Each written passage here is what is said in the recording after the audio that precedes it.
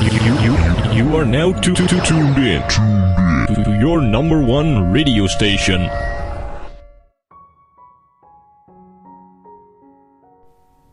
Inay, sabihin mo po kay Itay, malapit ko na kayong dalhin dito sa Maynila. Magpaalam na rin po kayo kay ate at dito na po kayo sa poder ko. Maganda na rin po ang trabaho ko at maaalagaan ko na kayo dito sa syudad. Mararanasan nyo naman po ang mamuhay sa lungsod. Wika ni Romy, bunsong anak ni Aling Perla at Mang Tasyo na naglakas loob makipagsapalaran sa Manila sa mahabang panahon na kanya namang napagtagumpayan. Kaya naman gusto ni Romy na maranasan naman ng kanyang mga magulang ang buhay sa lungsod dahil buong buhay ng mag-asawang Perla at Tasyo sa isla lamang umikot ang buhay ng mga ito. Pero anak, kami ay matatanda na at may asawa ka na. Nakakahiya naman kung isasama mo pa kami. Marumi kami at hindi naman kami sanay sa kabayanan. Nay, para ano pa at nagsakripisyo ako papunta rito? 20 taon na ko at hirap at gutom ang tiniis ko para lang mabago ang takbo ng buhay natin. Ngayon po naganap na akong alagad ng batas. Hayaan naman po ninyo akong makatulong din sa inyo. Hindi nga malimutan ni Romy kung paano niya narating ang kamay nilaan. Nagtago siya noon sa barko at tiniis ang bawat gutom at uhaw makarating lang sa pier ng Batangas. At nakipaghabulan sa mga tauhan ng barko at sa awa naman ng Diyos may naawa sa kanyang mag-asawa at tinulungan siya. Ginawa siyang tauhan ng kanilang tindahan sa Divisoria at nang lumaon nga ay tinulungan siyang makapag-aral. Kahit mahirap ang kanyang kalagayan sa puder ng mga umampun sa kanya, pikit mata si Romy na nagtiis dahil masama ang ugali ng matandang lalaking umampun sa kanya. Sa tuwing hindi kaagad nasusunod ang pinag-uutos nito, agad itong nananakit. Tadyak at suntok ang kanyang mga nararanasan, oras na hindi agad siya nakarating sa tamang oras na pag-uwi ng bahay. Dahil kailangan pa niyang magbuhat ng mga mabibigat na kahon-kahong paninda na dadalhin niya sa Divisoria, lahat ng mga ito ay tiniis ni Romy dahil ang gusto niya ay magbago ang buhay niya at maialis ang kanyang pamilya sa islang kanyang pinagmulan. Hanggang sa isang araw, inatake sa puso ang matandang lalaking umampun kay Romy dahil nga sa lagi itong galit at taas-baba ang kanyang presyon. Magkahalong lungkot at saya naman ang nadarama ni Romy nang mawala ang matanda. Dahil mabait naman ang matandang babae na kanyang nanay-nanayan ay pinilit ng matandang babae na makapagtapos ng pag-aaral itong si Romy. Napiling ang kurso ni Romy ay ang criminology dahil alam niyang makapangyarihan ng isang alagad ng batas. At yun nga ang kanyang pangarap kahit noong bata pa lamang siya. Kaya naman, buhat ng mamatay ang matandang lalaki, tumanaw naman siya ng utang na loob sa kanyang nanay-nanayan dahil tinustusan nito ang kanyang pag-aaral at kahit pa ang negosyo nito sa Divisoria ay kinuha ng mga anak dahil baka raw nakawan lamang ito ni Romy. Pero hindi alam ng mga anak ng matandang babae may ipon ito at malaki ang pera sa bangko. Kaya naman walang naging problema si Romy sa kanyang pag-aaral sa puder ng kanyang nanay-nanayan. Subalit nang magkasakit ang matandang babae, ni hindi man lang inasikaso at inalagaan ang kanyang mga anak. Tanging si Romy lamang ang nag-alaga sa kanya at mabuti na lamang may naitagong pera ang matanda at inilihim ito sa kanyang mga anak. Kung kaya naman, hindi naghihirap ang matanda at hindi rin naghirap si Romy tungkol sa pera. At dahil nga roon, naipagumot niya ang matanda. Di kalaunan ay namatay rin ito subalit mapayapa naman itong namaalam sa mundo. Katwiran naman ng mga anak ng matandang babae ay nakinabang din daw di umano si Romy sa kanilang magulang.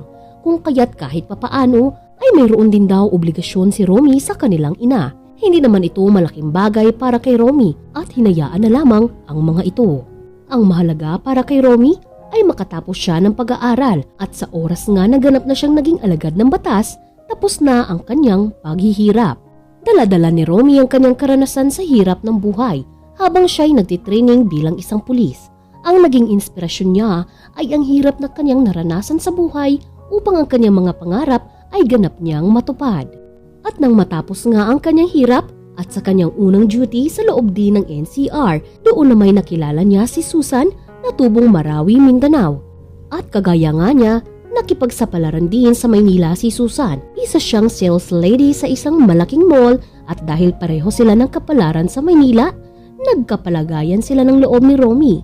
Di kalaunan nga ay inaya na rin ni Romy na magsama silang dalawa sa isang bubong ni Susan dahil pareho na rin naman silang nasa tamang edad na. Agad din namang pumayag si Susan at sino nga ba naman siya para umayaw sa isang pulis.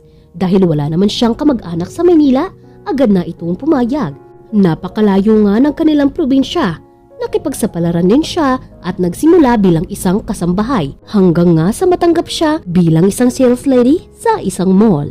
Masayang masaya si Romy dahil magkakapamilya na siya at gustong gusto na nga rin niya na kaagad magkaroon ng anak. Hinding-hindi niya ipaparanas sa kanyang magiging anak ang kanyang mga naranasang hirap noong bata pa lamang siya. Gusto niyang mamuhay ang kanilang mag-ina na masagana ang buhay at hindi makakaranas ng gutom at hirap. Ilang taon pa nga ang dumaan at kahit gustong-gusto ng magkaanak ni Romy ay hindi pa rin sila nabibiyayaan ng anak ni Susan. Marahil ay dahil na rin sa maghapong nakatayo si Susan sa kanyang trabaho sa mall na maaaring nakakaapekto sa hindi maayos na pagkabuo ng supling sa kanyang sinapupunan. Hinintay nga ni Romy ang kanyang promotion at nang lumaki-laki na ang kanyang sahod, nakapag-loan siya ng lupa at bahay sa isang subdivision ng mga pulis. Masayang masaya sila ni Susan. Halos isang magandang kapalaran na rin para kay Susan ang nangyari sa kanilang buhay dahil mahirap pa sila sa daga sa lugar na kanyang pinanggalingan sa Mindanao. Ngayon nga, nararanasan niya na magkaroon ng sariling lupa at bahay at mabait na asawa. Alagad pa ng batas kung kaya naman ipinagyayabang niya sa kanila ang kanyang kalagayan sa Maynila. Nang malaman nga ni Romy sa kanyang sarili na stable na ang kanyang trabaho, ipinangako niya sa kanyang sarili na hinding-hindi na siya babalik pa sa buhay niya dati. Nagsimula na siyang kontakin ang kanyang mga magulang at humingi siya ng bakasyon sa kanyang hepe at nagpaalam siya kay Susan na bibisitahin muna ang kanyang mga magulang sa kanyang pinanggalingang isla. Pumayag naman si Susan. Sino nga ba naman siya para tumanggi? Gayong magulang iyon ni Romy, kaya naman nang mawala si Romy sa bahay nila, halos nasa isang buwan. Tuwang-tuwa si Susan at ipinagyayabang sa kanyang mga kaibigan at mga kamag-anakan na isa na siyang asawa ng opisyal at may lupa at bahay na. Hindi na raw siya pwedeng maliitin pa ni numan. Ang buong akala naman ni Susan ay magbabakasyon lamang at bibisitahin lang ni Romy ang kanyang mga magulang. Subalit nagulat na lamang siya nang makitang kasama ng kanyang asawa ang kanyang mga magulang. Matatanda na at marurumi ang kanilang pananamit. Maiitim din ang mga kulay ng kanilang balat at halatang batak sa init ng araw. Kahit kaplastikan, pinakitaan ni Susan ng magandang pagtanggap ang mga magulang ng kanyang asawa. Dahil ayaw niya na mapahiya siya. Dahil unang-una, hindi pa naman siya kasal kay Romy. Pero sa isip na lamang ni Susan, hindi siya papayag na magiging kasama niya sa loob ng bahay ang dalawang matandang marurumi. Mahal, pasensya ka na ha. Hindi ko na kasi naibili ng mga damit ang inay at itay. Dito ko na sila ipamimili ng mga kagamitan nila. Pasensya ka na rin pala ha. Hindi ko na nasabi sa iyo na isasama ko sila pa uwi dito sa bahay natin. Nadatnan ko kasi sila na hirap na talaga sa buhay namin doon. Matagal na rin panahon na hindi ko sila naaalagaan eh. Tsaka hindi ko rin sila pwedeng pabayaan eh. Kasi mga magulang ko sila. Sana ay maunawaan mo ako at mababait naman ang mga magulang ko. Isa pa ay matatanda na rin sila. Ayoko na sana silang magtrabaho pa sa bukid namin. Ang akin lang pakiusap sa iyo, sana ay mahalin mo rin sila ha. Kasi mahal na mahal ko ang mga yan. Kaya sana mahalin mo rin sila kagaya ng pagmamahal ko. Maaari ba, Susan? Pakiusap nga ni Romy. Oo naman, mahal naman magulang mo yan eh. Saka may karapatan sila dito sa bahay mo. Walang problema sa akin kasi araw-araw din naman akong wala.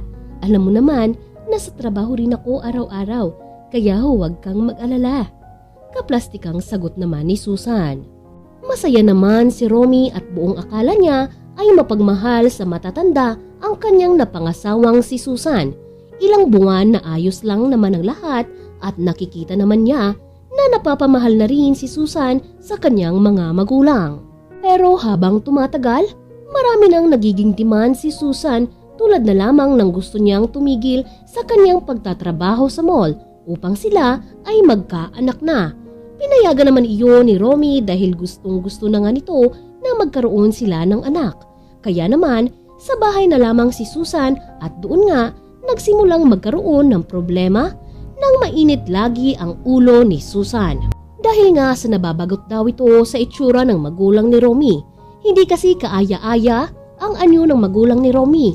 Maitim ang kanilang kulay at hindi rin sila sanay sa buhay sa syudad. Ayaw nga nila ng pagkain na binibili sa palengke o sa restaurant. Naghahanap sila ng mga gulay na kanilang nakasanayan na kainin sa isla. At isang umaga nga, nagulat si Susan nang mabahong amoy at may usok na nagbumula sa kwarto ng magulang ni Romy. Ang baho naman! Ano yun? Bakit umuusok sa kwarto ni Nainay? Naku! Baka masunog ang bahay ko! Sigaw pa nga ni Susan. Laking gulat nga ni Susan nang pagbukas niya ng pintuan ng kwarto ng magulang ni Romy. Nagpapausok pala ang mga ito o yung tinatawag nga na suob sa probinsya. Dahil daw masama ang pakiramdam ng tatay ni Romy kung kaya naman ginawa ng asawa nito ay nagpausok sa loob ng kwarto nila. Halos masuka nga si Susan dahil hindi naman niya nararanasan ang ganoong klaseng suob na tinuran ng inay ni Romy. Ganito iha kami sa probinsya. Sa isla namin, pag masama ang pakiramdam namin, nagsusuob kami. Pasensya ka na ha. Masama kasi ang pakiramdam ng iyong itay at kailangan ko siyang gamutin. Mula pagkabata pa, ganito na ang aming gamot. Sa tuwing masama ang aming pakiramdam, pakisara na lamang ang pinto upang hindi mo maamoy iha. Saan naman ang ina ni Romy? Diyos ko naman, inay, wala na ho kayo sa isla. Hindi mo na po kailangang gawin yan. Pag naamoy yan ng ating mga kapitbahay, baka ireklamo pa ho tayo at saka kung masama ang pakiramdam, uminom ng gamot at magpa-check up. Libre naman po ang check up ng magulang ng mga pulis dito. At kung ano man po ang nararamdaman ninyo, magsabi lang po kayo.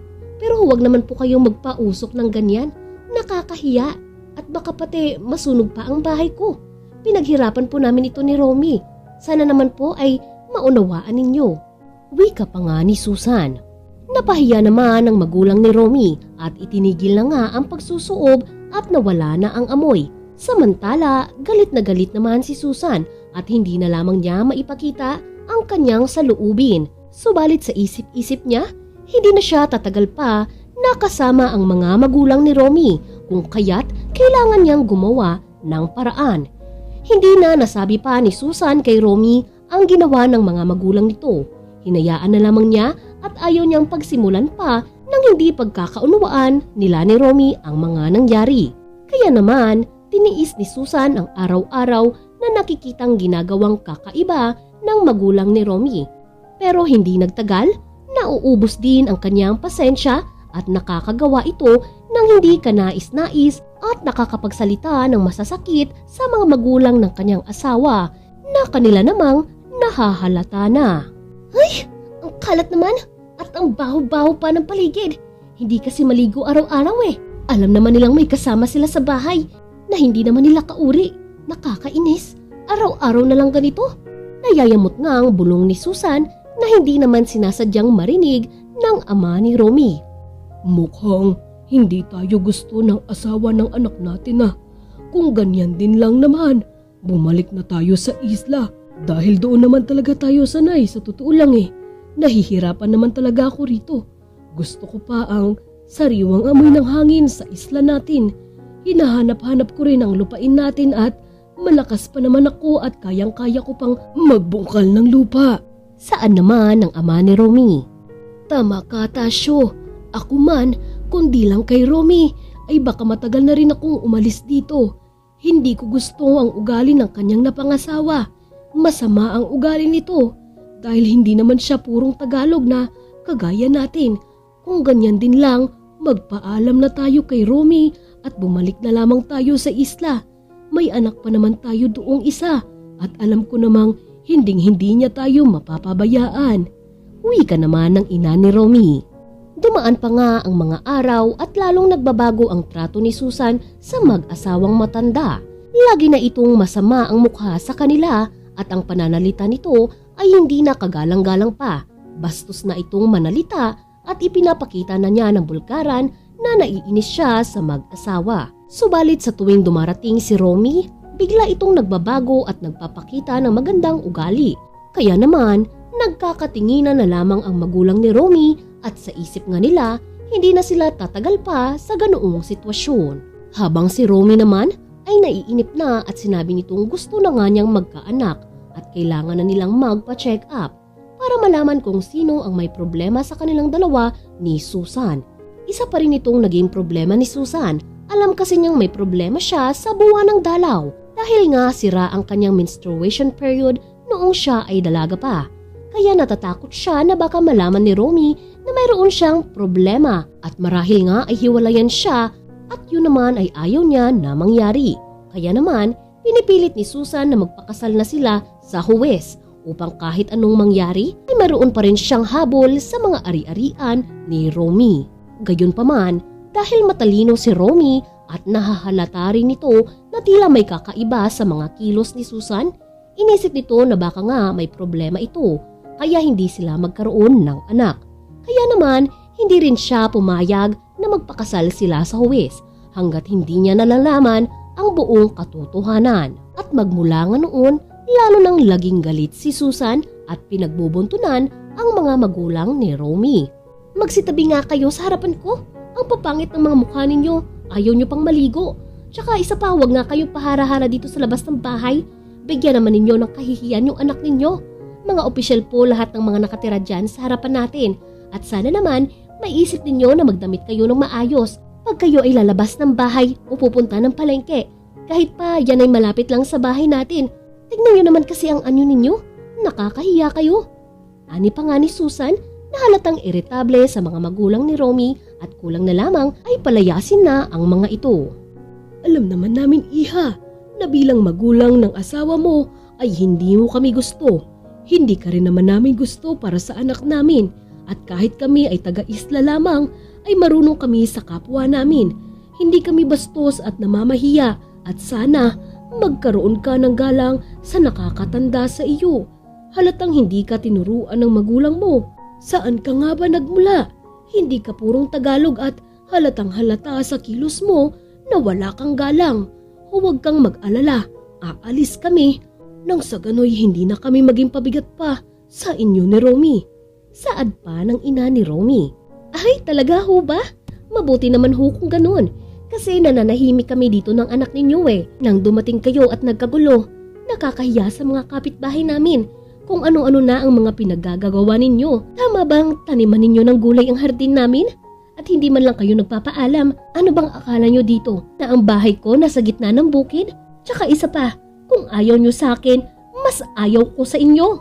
Saad pa ni Susan na lalong hindi nagustuhan ng mag-asawa ang pananalita nito. Kaya naman, kinagabihan ay naghanda ang mag-asawa upang umalis na. At dahil nga sa pagod si Romy, walang kaalam-alam ito na may balak na ang kanyang mga magulang na umalis na sa kanila. Nang makaalis nga si Romy ay tulog pa si Susan. Agad umalis ang mag-asawa na walang kapera-pera. Napapaluha na lamang ang ina ni Romy at ang kanilang naiisip ay bahala ng lakarin na lamang nila patungo sa pier ng Batangas. Ipagtatanong na lamang di umano nila ang palabas ng Maynila. At habang ngang sila'y naglalakad, bitbit ang mga gamit na nakabalot sa plastik, may mga naawa sa kanila at inaabutan sila ng barya. Kaya naman, namahinga muna ang mag-asawa at naupo sa isang tabi at hindi nila alam kung saan sila tutungo. Alam naman nila na kailangan nilang pumunta muna ng Batangas City. At mula nga roon sa pier ng Batangas, makakarating na sila sa kanilang isla. Pero paano sila makakarating doon gayong wala naman silang ni 5 upang pamasahe? Kaya naman wala silang ibang nagawa kundi ang maglakad at inabot pa nga ng gabi sa daan. Isa sa mga kabataan ang kumuha ng larawan sa mag-asawa at ipinost sa Facebook at ang caption nga, mag-asawang mangyan na mamalimos sa lansangan. At dahil nga sa mabilis na ang teknolohiya ngayon, kumalat sa Facebook ang post ng bata. At ito naman ay agad na nakarating kay Romy habang siya ay naka-duty. Binuksan niya ang kanyang Facebook at dumaan nga sa kanyang notification ang larawan ng kanyang magulang na nanlilimos at hindi pa ito nakakalayo mula sa kanilang lugar. Halos napasigaw si Romy at nagulat ang kanyang mga kasamahan sa kanilang duty. Teka, mga magulang ko to ah. Bakit sila nanlilimos? Sandali nga, uuwi muna ako. Sigaw nga nito at takang-taka rin ng kanyang mga kasamahan sa trabaho. Agad pinuntahan ni Romy ang lugar at naabutan pa niya ang kanyang mga magulang. At nang makita nga siya ng kanyang ina, lumuha ito at nagtatatakbo palayo ang mag-asawa na hinabol naman ni Romy at pinilit na magpaliwanag. Ayaw sa amin ng asawa mo. Hindi raw niya kami gusto at ang hitsura namin. Kami raw ay mabaho at madumi sa bahay. Ikinakahiya mo raw kami at kami raw ay nakakahiya sa inyong mga kapitbahay na kapwa mo mga opisyal din. Kaya naman, para wala na lamang gulo, uuwi na kami sa isla natin. Kaya kami nanlinimos, nag-iipon kami ng pamasahe papuntang Batangas. Ayaw na naming maging pabigat pa at maging dahilan pa para mag-away kayong mag-asawa. Babalik na kami sa atin at andoon pa naman ang iyong kapatid at bata pa naman kami, Romy. Kaya pa namin ang mga sarili namin. Kaya sana ay hayaan mo na lamang kami ng iyong inay. Wika pa nga ng ama ni Romy. Agad namang namula sa galit si Romy. Kaya naman, minabuti na lamang ito na ihatid ang kanyang ama at ina sa kanilang isla. Hindi na muna ito umuwi ng bahay at tumawag sa kanilang opisina at nagpaalam. Nagrenta ng van si Romy at pagdating nila sa Batangas Pier, iisang hotel ang kanilang pinagpahingahan. Pinamili muna nila ng kagamitan ng kanyang mga magulang at lahat ng pangangailangan ay binili na ni Romy. Kinabukasan, nag-withdraw ito ng malaking halaga at ibinigay sa kanyang ama. Sinabing gawing puhunan at ipagawa ang bahay nila at pipilitin niyang umuwi sa bahay nila sa isla taon-taon. Niyakap niya ang kanyang mga magulang at humingi ng kapatawaran. Isang kamag-anak naman ang natagpuan nila sa pier kung kaya naman hindi na sinamahan pa ni Romy ang kanyang mga magulang patungo sa kanilang isla. Napakaraming bitbit ng mag-asawa at tuwang-tuwa ang mga ito. Makakabalik na sila sa tunay nilang tahanan at mayroon ng sapat na pera upang makapagsimulang muli. Niyakap nga si Romy ng kanyang ama at nagpasalamat. Sinabi nitong mag-iingat sa kanyang asawa dahil hindi karapat-dapat maging asawa ng opisyal si Susan dahil sa kanyang pag-uugali. Huwag na po kayong mag-alala, tay. Ako na po ang bahala. Kilalanin niyo ako. Sanay ako sa lahat ng problema sa buhay. Basta ayusin niyo na lang po ang bahay natin doon sa isla ha. At ingatan ninyo ang inyong mga sarili. Pinapangako ko po, babalik-balikan ko kayo sa isla at pagbalik ko, ayos na po ang lahat. Muling saad ni Romy. At pagbalik nga ni Romy sa Maynila, hinarap niya si Susan at tinanong kung nasaan ang kanyang mga magulang. At lahat nga ng kasinungalingan at pinagtagpi-tagping salita ay ginawa na ni Susan upang pagtakpan ang kanyang mga maling ginawa. Hindi ko alam, mahal eh. Basta ang alam ko, pupunta raw sila sa palengke pero hindi na bumalik pa. Hinahanap ko sila pero nawala na talaga sila. Pasensya ka na, mahal. Maghapon na halos, hindi ako mapakali. Gusto mo samahan kita? Hanapin natin sila. Pagdadrama pa nga ni Susan. Pumasok naman si Romy sa kanilang kwarto at inilagay lahat ang damit ni Susan sa maleta. Iwala itong inilagay na kagamitan na ibinili niya para sa babae. Maging ang mga pang-makeup at lotion na siya ang bumili ay hindi na inilagay ni Romy sa maleta nito. Takang-taka naman si Susan at ang tagal nga ni Romy sa loob ng kanilang kwarto. Paglabas nga nito, isang maleta ang kanyang daladala at tuluyan na ngang pinalayas sa kanilang pamamahay itong si Susan. Hindi kita kaano-ano at lalong hindi pa kita asawa. Hindi mo na nga ako mabigyan ng anak. Tapos ang sama-sama pa ng ugali mo, ikinakahiya mo ang magulang ko. Hindi mo man lang naisip na ako mismo ay dugot laman nila. At kung hindi ako naging opisyal, ganun din naman ako karumi. At malamang, ganun din ang anyo ko. Ngayon, lahat naman ng kinikita mo noon sa mall sa pagtatrabaho mo ay ikaw rin ang nakakaubos.